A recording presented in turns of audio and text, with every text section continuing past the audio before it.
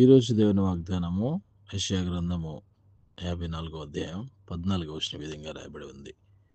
నీవు నీతిగల దానవై స్థాపించబడదువు, నీవు భయపడనక్కర్లేదు. బాధించువారు నీకు దూరముగా నుందురు, భీతి నీకు దూరంగా ఉండును, అది నీ దగ్గరకు రానేరదు. ఆమేన్. ప్రియమైన బిడ్లారా, 2025 సంవత్సరం అక్టోబర్ మాసం 11వ తారీఖున దేవుడిచ్చిన వాగ్దానం చూసినట్లయితే, మనము నీతి గలవారమై స్థాపించబడదాము అని దేవుని యొక్క వాక్యం సెలవిస్తుంది.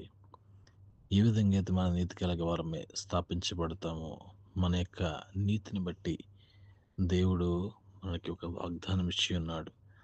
నీవు భయపడనక్కర్లేదు.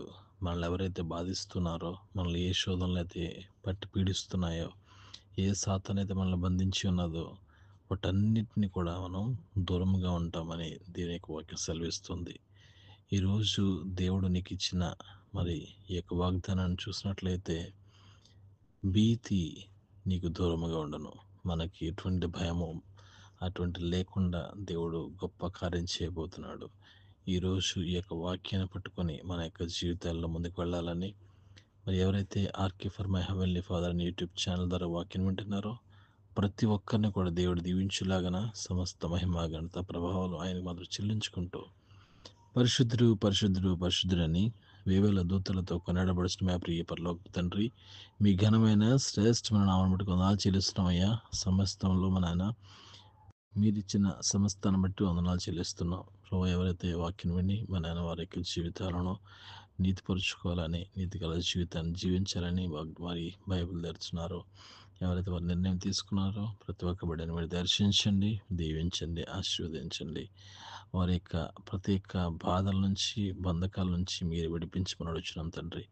మీరే సమస్తమును మీ చిత్తానుసారంగా జరిగిస్తున్నందుకు మీకు మాత్రమే మహిమ ఘనత ప్రభావాలు చెల్లించుకుంటూ, మరి నాయన ఎటువంటి బాధల నుంచి మీరు విడింపజేస్తున్నారో వారన్నిటిని బట్టి నీకు మాత్రమే మహిమ చెల్లిస్తున్నామయ్యా. నువ్వు మాత్రమే ఘనపరచబడాలి, నువ్వు మాత్రమే స్థిరపరచబడాలి, నువ్వు మాత్రమే హెచ్చించబడాలి. అవునయ్యా, నువ్వు మాత్రం మమ్మల్ని స్థిరపరచువాడు, బలపరచువాడు.